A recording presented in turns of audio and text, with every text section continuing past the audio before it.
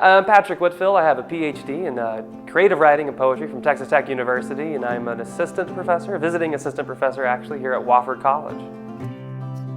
So the misnomer and the misunderstanding about the literature world, and it has been this way for a very long time, is the same thing that if you're in acting, you run into this a lot too, which is this idea that there are two literary centers of the United States of America, and it's going to be either New York, which is what everybody assumes we all have to go if we want to do anything in terms of literature, or we need to go out toward California and LA, because that's where the major houses are, and of course that's a big deal, but we don't live in a major house universe anymore. That's not the only people that are publishing work. Spartanburg, South Carolina is a literary hub. It's a fascinating literary hub. We have Hub City Press in town. This was the brainchild of Betsy Teeter, John Lane, and Gary Henderson.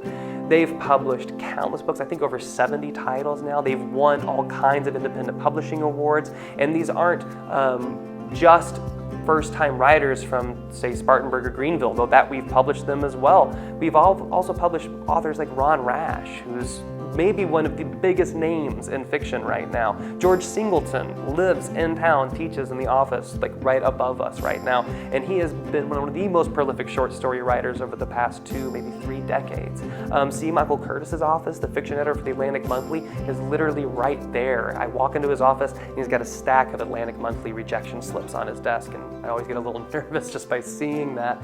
That's all in this little area. Just in literally a 50-foot radius from where I'm at are 2 of the most important voices right now in contemporary fiction. This is a true literary community, and if we consider the town's only, about 40,000 people in Spartanburg proper, 40,000 people, I think half of them are famous writers right now, and most of them all show up to come to other readings. So this is the kind of place where if you want to be a writer and you don't want to live in New York City and struggle to get by and work 7 jobs and live in a closet, you come here and you meet these same writers and you spend time with them one-on-one in an environment where the pressure isn't on in that kind of level. It's just people wanting to talk about beautiful work. And there is no other community that I'm aware of other than Spartanburg where that's a daily possibility.